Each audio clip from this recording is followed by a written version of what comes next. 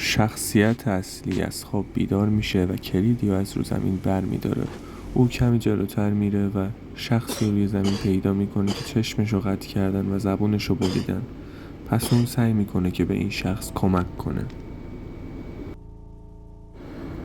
اون تلاش میکنه که جعبه کمک‌های اولیه رو پیدا کنه و در همین حین کارتی رو که از کنار یک جنازه افتاد پیدا میکنه. اون میره اون کارت رو برمیداره که کارت الکترونیک برای یک در قفله. او همچنین یه نیزه هم از روی این جنازه برمیداره. حالا اون نیزه رو چی کار داره جلوتر قراره بفهمیم. اون این در رو باز میکنه و از داخل یک سیم برمیداره، سیم برق. حالا اینا رو واسه چی لازم داره؟ اون قراره با استفاده از کله مجسمه شکسته، این سیم برق و این نیزه یک گرز دستساز بسازه تا بتونه یکی از درهای کلیسا رو بشکونه. حالا چرا این کارو میکنه؟ تا بتونه از اون طرف جعبه کمک‌های اولیه رو برداره و به این شخص کمک کنه.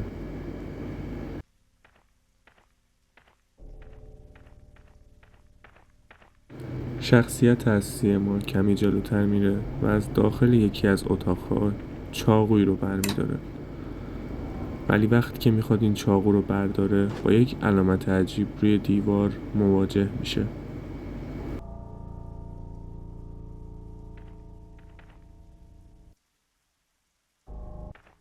اون داره میره ادامه کاراش انجام بده که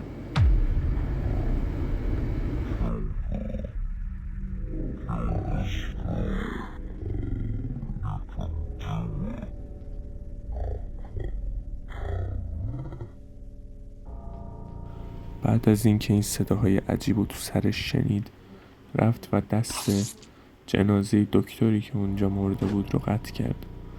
اون از اون دست استفاده کرد تا در اتاق دکتر رو باز کنه و جعبه کمک‌های اولیه رو از اونجا برداره.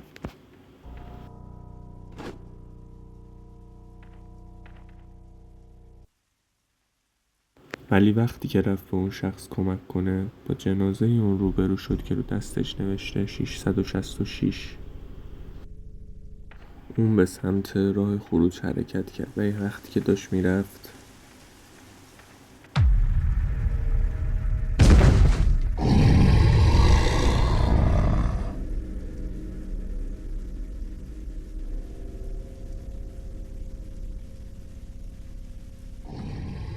همون جور که این هیولا دنبالش بود او به راه خروج رسید و عدد 666 رو وارد کرد و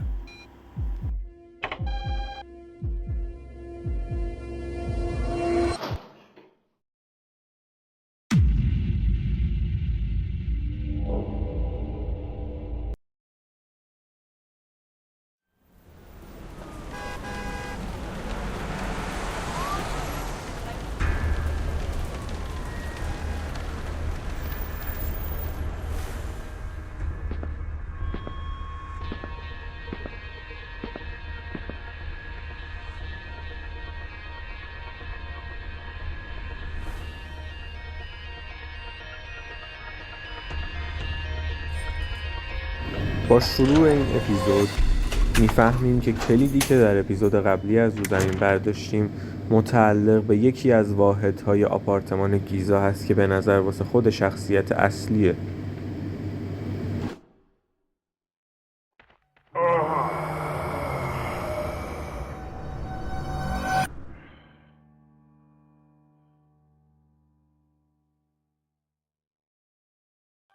شخصیت اصلی داستان احساس سردرد میکنه و میخواد کمی استراحت کنه.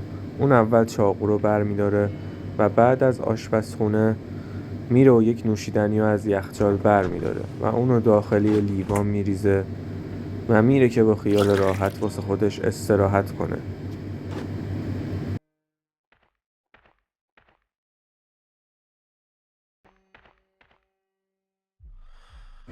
موقعی که اون داشت استراحت میکرد احساس کرد همه چی دور خونه در حال چرخیدنه و اینجوری فهمید که یه سری از وسایل خونه باید بچرخن تا یک اتفاق خاصی بیفته. اون اول یه تابلو رو که روش عکس شخص در حالی افتادن بود و میچرخونه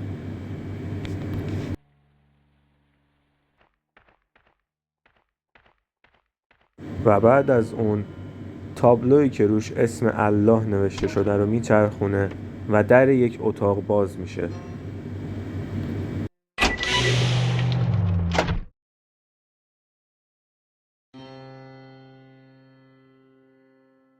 اون وقتی که وارد اتاق میشه یه اتفاق عجیب براش میفته و انگار یک صحنه به یادش اومد.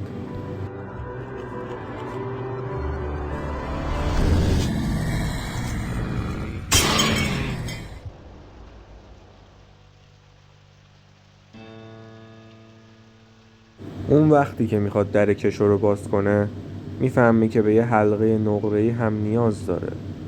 برای همین میره و از همون اون حلقه رو بر میداره و بر میگرده تا کشو رو باز کنه.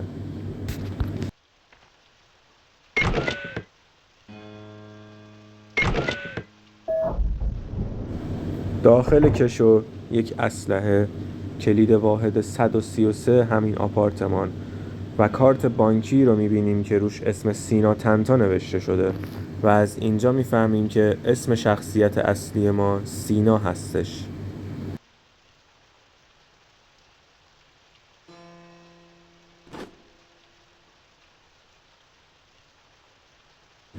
وقتی که سینا میخواد از خونه خودش خارج بشه دوباره با یه هیولای وحشی مواجه میشه، ولی این سری چیزی رو به یاد میاره و با استفاده از نور عجیبی که در وسط خانه‌اش هست اون هیولا رو میکشه و به این نتیجه میرسه که اون یه آدم عادی نبوده.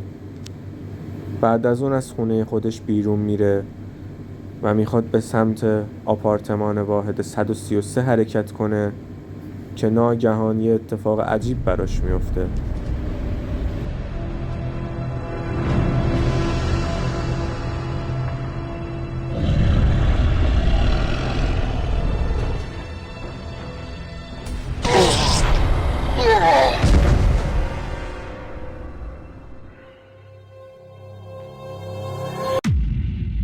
به نظر میرسه که اپیزود 2 تموم شده و اون هیولا سینا رو نابود کرد، اما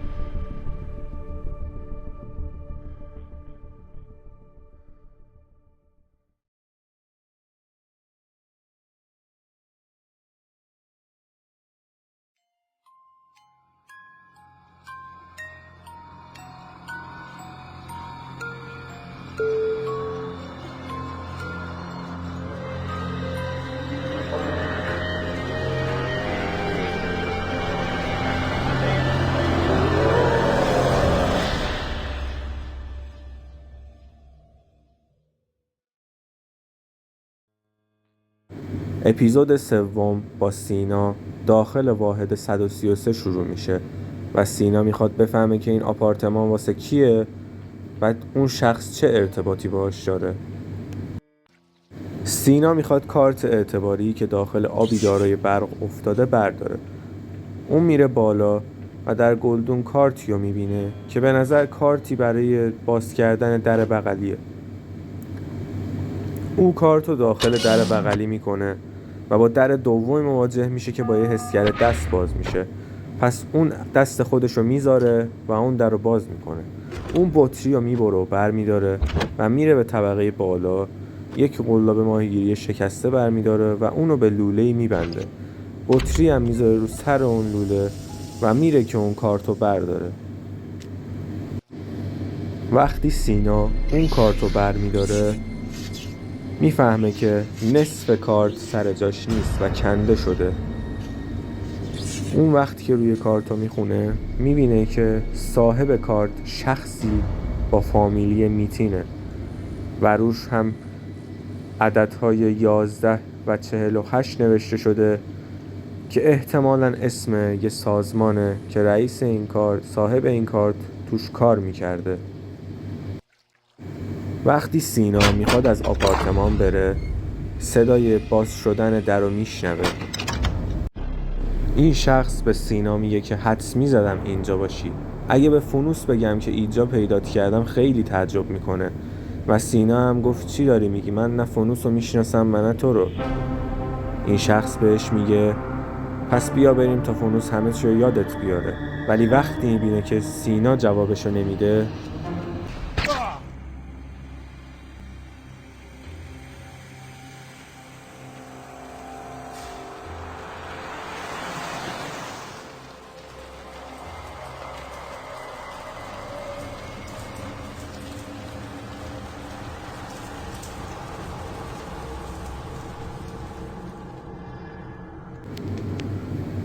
در اینجا میبینیم که به کلیسای برگشتیم که همه چی از اونجا شروع شده بود. فانوس میاد پیش سینا و بهش میگه که خدا مهره‌های طلایی داره که از اونا محافظت میکنه، ولی من، یعنی خود فانوس، مهره طلایی پدره و پدر کاری کرد که با تأخیر پروازش به کشت و کشتار این کلیسا که در اون شب که ما بیدار شدیم اتفاق افتاده بود نرسه. فانوس از سینا میپرسه که چه اتفاقی افتاده و سینا بهش میگه من خاطراتمو از دست دادم. فانوس میگه آسمودوس به ما گفته که تو این کشت و کشتار هیچ دستی نداشتی. اما وقتی که فانوس میبینه سینا خوشحال شده از خبر بیگناهیش، گفته تو خیلی هم بیگناه نیستی و گناههای زیادی انجام دادی. و باور نمیکنه که سینا خاطراتشو از دست داده باشه. برای همین تصمیم میگیره که اون امتحان کنه.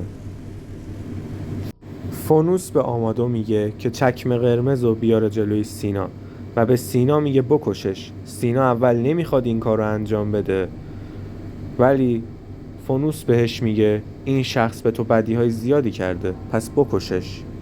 سینا آبلیسک رو از روی زمین بر میداره ولی چکمه قرمز رو نمیکشه و فانوس با این کار سینا باور میکنه که اون واقعا حافظش رو از دست داده، چون به گفته خود فانوس سینا گناههای زیادی براشون انجام داده اما هیچ وقت آدم نکشته. فانوس سینا رو میبره به زیرزمین کلیسا و بهش میگه برو اونجا، اگه بری اونجا و سالم برگردی خاطراتتو به دست میاری. سینا بهش میگه از کجا مطمئن باشم سالم برمیگردم؟ ولی فانوس میگه تو از سخت‌تر از ایناش هم جون سالم به در بردی و میتونی از اینجا برگردی. پس سینا خر میشه و میره پایین. سینا یکم هم جلوتر میره و میبینه که یه جا گیر کرده.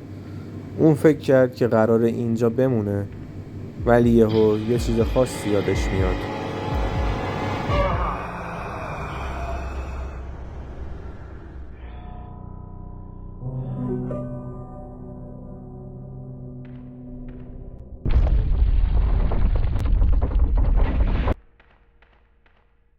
جلوتر با آسمودوس مواجه میشیم که دربان مخفی کلیسای و در و باز و بسته میکنه. اون از سینا میپرسه که اینجا چی کار میکنه و چجوری از اون کشتار زنده بیرون اومده، ولی سینا بهش میگه که هیچی یادم نمیاد و آسمودوس فکر میکنه که اون بهونه میکنه تا مأموریتاشو انجام نده و ازش راجع به شخصی به نام منتوس میپرسه، ولی سینا هیچی یادش نمیاد و آسمودوس حرفشو باور میکنه و بهش میگه که امیدوارم یه کار اشتباه انجام بدی تا بتونم بکشمت. وقتی سینا جلوتر میره به موجودی به اسم خخخه برخورد میکنه که انگاری قبل اینکه خاطراتشو از دست بده با اون صمیمی بوده. خخخه بهش میگه که تو چشمان منو از آسمودوس پس بگیر و من کمکت میکنم خاطراتتو بیاری، چون آسمودوس کار اشتباه زیادی انجام میده و چشماشو همیشه از دست میده و چشم آدمایی مثل منو میگیره و سینا هم قبول میکنه. سینا با استفاده از یه تیکه چوب، یه طناب و یه تیغه فلزی یک گرز دستساز میسازه تا باهاش به جنگ آسمودوس بره. متاسفانه نمیتونیم، جنگ سینا و آسمودوس رو داخل بازی ببینیم و فقط نتیجهش رو میبینیم که سینا آسمودوس رو کشته و چشمان خخخه رو از اون پس گرفته. سینا چشمهای خخخه رو بهش بر میگردونه و خخخه تشکر میکنه و راجع به گذشتش بهش میگه که تو سینا هستی، یه مهندس کامپیوتر و کارخونه مجسمه سازیت باعث شده که کلیسا تو رو جذب خودش کنه. ولی سینا ازش راجع به یه دختر میپرسه که رویاش رو توی اپیزود اول دیدیم، ولی خخخه اون دختر رو نمیشناسه و به سینا میگه که میتونیم با هم بریم و راجع به گذشتت بیشتر بفهمیم. سینا هم درخواستش رو قبول میکنه و خخخه همراهمون میشه. جلوتر به یه موجودی برمیخوریم که اسمش گالسیاه. سینا از اون راجع به گذشتش میپرسه و اون میگه تو 13 گرم طلا برای من آماده کن و من همه چیزو دربارش بهت میگم و سینا هم قبول میکنه. یکم جلوتر که بریم به اتاق مخفی سینا میرسیم که هیچ کس نمیدونه اون چطوری باید واردش بشه، برای همین داخل بازی نمیتونیم به این اتاق بریم. جلوتر به یه چاهی میرسیم که فقط با داشتن شیئی که پدر لمسش کرده میتونیم ازش رد بشیم، برای همین خخخه میره و یکی از قلم‌های نقاش مورد علاقه پدر رو میدزده تا بتونن از اینجا رد بشن. سینا فاز بروسلی برمیداره و میخواد بپره و یکی از صخره‌ها رو بگیره، اما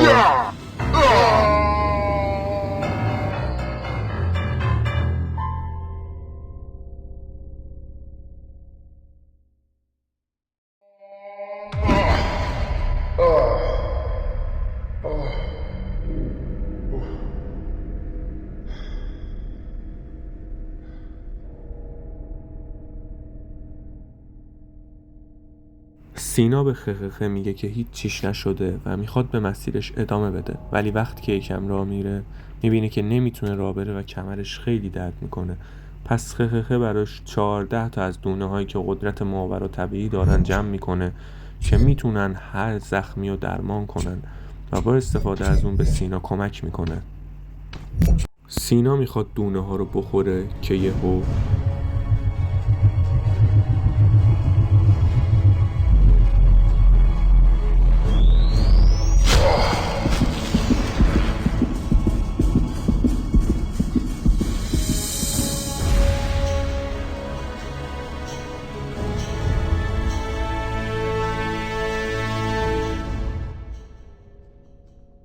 جلوتر میریم و میرسیم به اتاق دانتالیون ها که خخخه میگه اونا فقط رو شمشیرشون تمرکز میکنن و با کسی صحبت نمیکنن.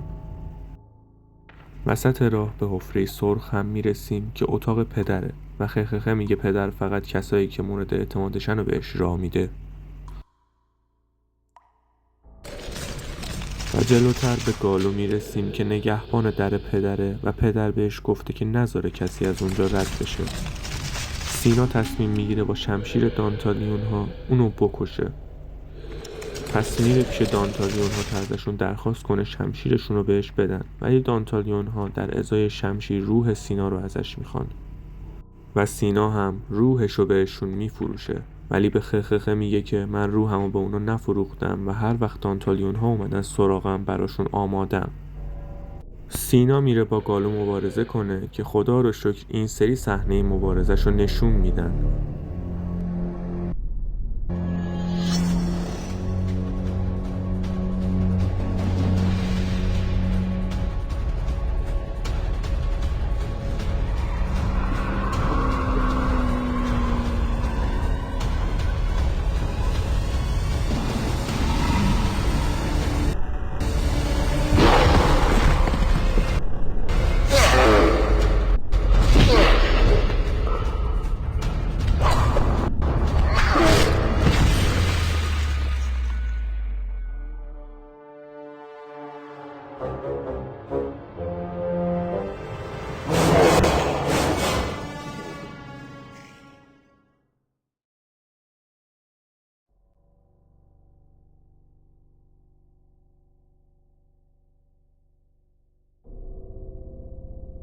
سینا گالو رو میکشه و میره که از در پدر بره بیرون که میفهمه به یک کلید نیاز داره که به نظر حفره سرخه. پس با استفاده از شمشیر دانتالیون ها بندهای گالو رو میبره و میره داخل حفره سرخ. اون میره داخل حفره سرخ که زمینش پر خونه و کلید پدر رو از روی تخت پادشاهیش بر میداره تا از در پدر خارج بشه. وسط راه خخخه به سینا میگه که من نمیتونم از این جلوتر بیام و با هم خداحافظی میکنن.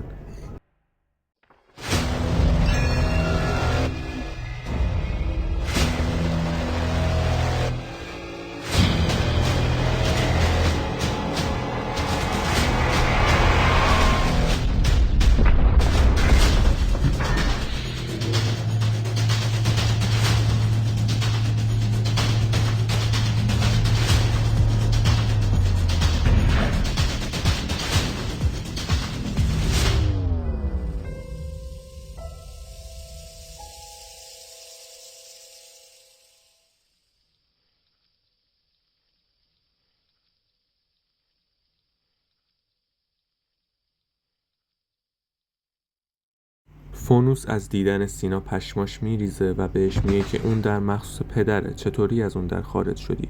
سینا میگه پدر کیه؟ و فانوس بهش میگه پدر کسیه که تو پرستشش میکردی.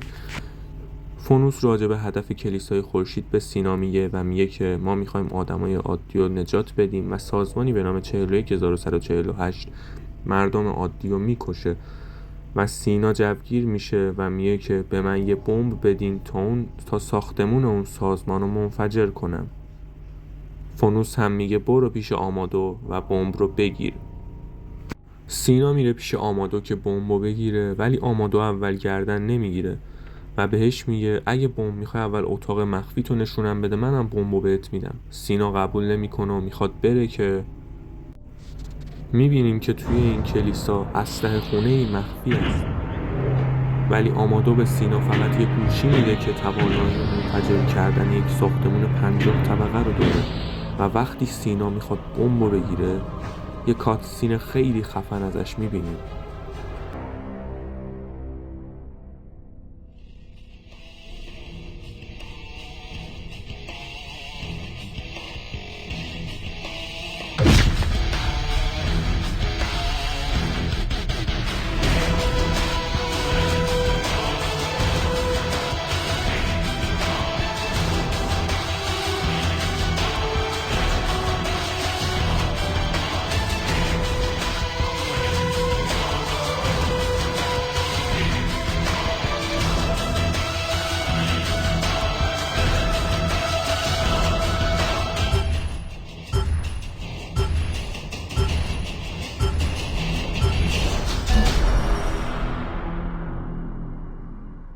اپیزود 4 با سینا شروع میشه که عذاب وجدان داره از اینکه نکنه آدم بیگناهی تو اون ساختمونی که من منفجر کردم بوده باشه و دوباره یه سری خاطرات یادش میاد و میره و دستش رو یکی از پنجره های اتاقش میذاره که با یه صحنه عجیبی روبرو میشه.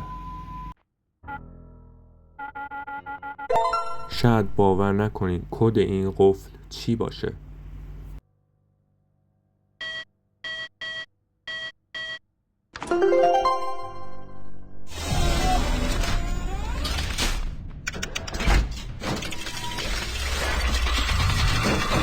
سینا پایین میره و میفهمه که خودش یه زمانی عضو سازمان 41148 بوده، یعنی خودش هم یه مجرم و تروریست بوده که به این سازمان کمک میکرده. سینا از اون اتاق یه کلت، سویچه ماشین و یه نقشه رو برمیداره که به نظر هدف تروریستی بعدی این سازمانه و از داخل جعبه‌ای که بغل اتاق هست یک مکعب سیاه رو برمیداره. رمز اون جعبه 5124 است که وقتی یکم با اعداد و کلمات بازی کنیم میفهمیم که این عدد اشاره به اسم سینا داره. سینا این مکعب رو برمیداره و به سمت هدفی که روی نقشه علامت گذاری شده حرکت میکنه.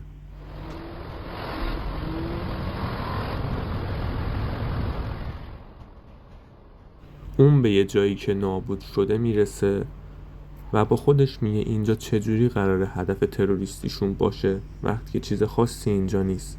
برای همین میره و داخل خونه های خراب شده رو میگرده.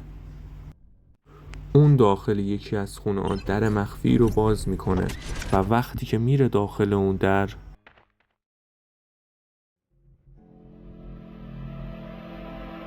سینا دختری که تو رویاش دیده بود و اونجا پیدا میکنه و ازش میخواد که بهش بگه تو کی هستی، ولی اون دختر حالش بد و به سینا میگه اول برام یه دمنوش زنجبیل درست کن و منم همه چیزو برات تعریف میکنم.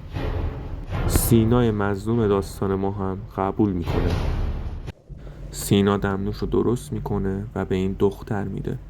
اونا یه کمی با هم صحبت میکنن و میفهمیم اسم این دختر لیلیه و همسر سینا هستش، لیلی شانیاک. سینا فکر میکنه که اونو فریب دادن تا به سازمان 41348 بره، ولی میفهمیم همه چیزهایی که فانوس راجع به این سازمان گفته دروغه و سینا از شانس خوبش موقعی سازمان رو منفجر کرده که هیچ کارکنی توش نبوده و سینا از این بابت خیلی خوشحال میشه. سینا شک میکنه و میگه تو مگه صاحب آپارتمان واحد 133 گیزا نیستی؟ و لیلی میگه بله. میگه که پس چرا اسمت اونجا میتینز بود؟ لیلی بهش میگه سارا میتینز اسم مستعار منه و سینا تنتا هم یک اسم مستعاره و وقتی میخواد اسم واقعی سینا رو بهش بگه،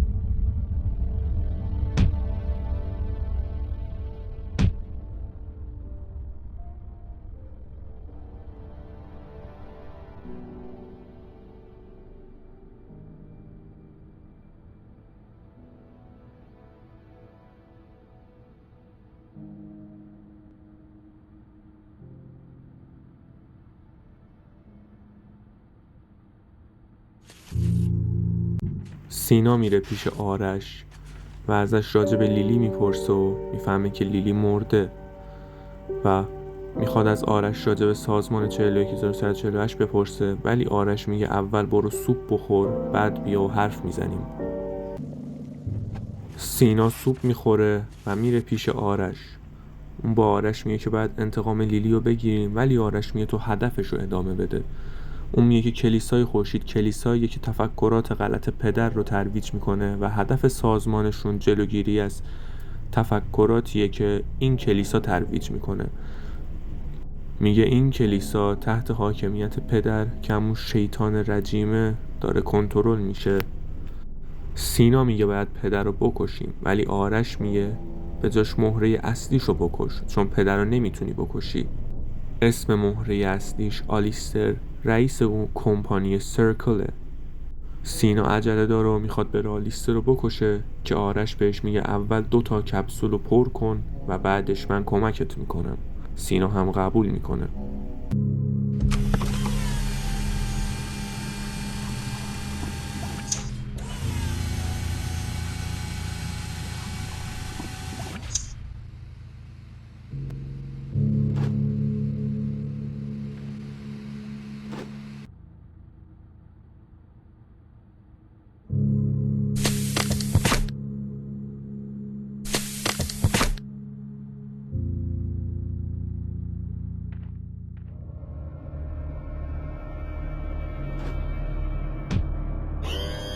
سینا کپسولا رو پر میکنه و حالا از آرش میخواد کمکش کنه.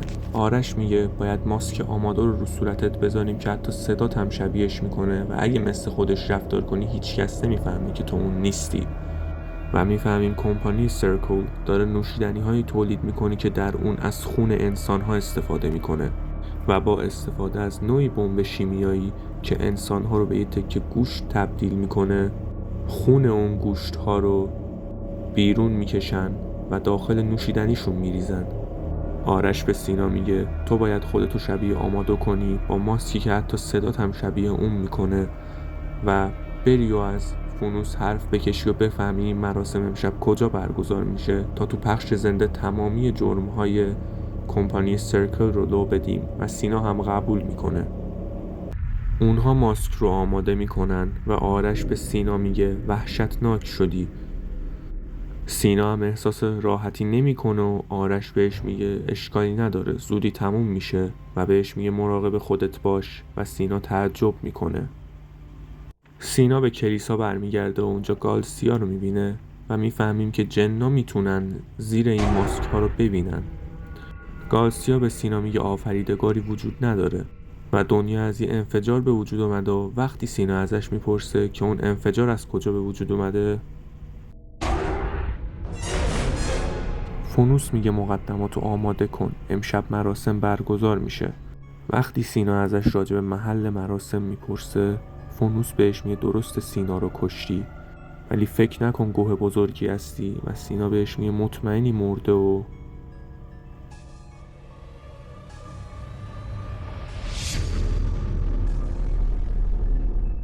فونوس به گوخوری میفته و میگه من اون دختر رو نکشتم و نمیدونستم آمادو میخواست این کارو کنه و سینا میگه 3 ثانیه فرصت داری بگی اون مراسم کجاست. 1 2 3.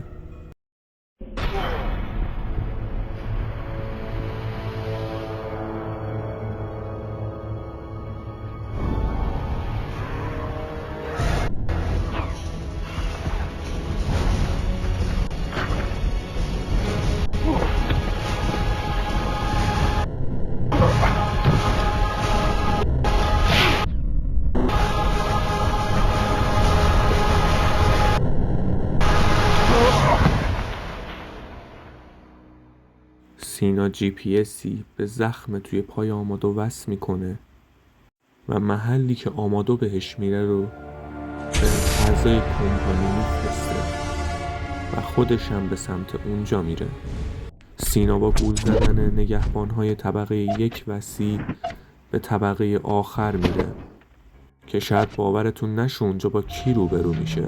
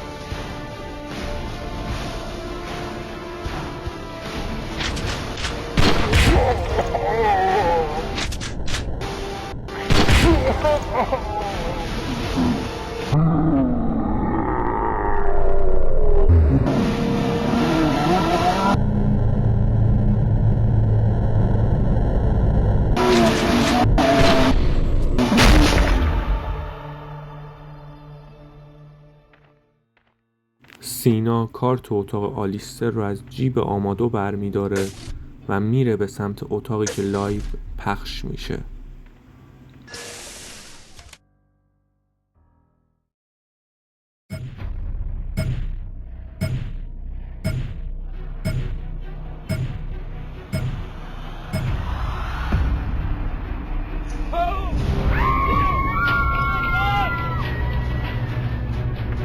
آلیستر اول فکر میکنه سینا یه آدم معمولیه و یا مدافع حقوق همجنسگراست و اینجور چیزا، ولی سینا بهش میگه من مدافع حقوق آدمام و یهو فاز برمیداره و شروع میکنه که جرمهای آلیستر رو بگه.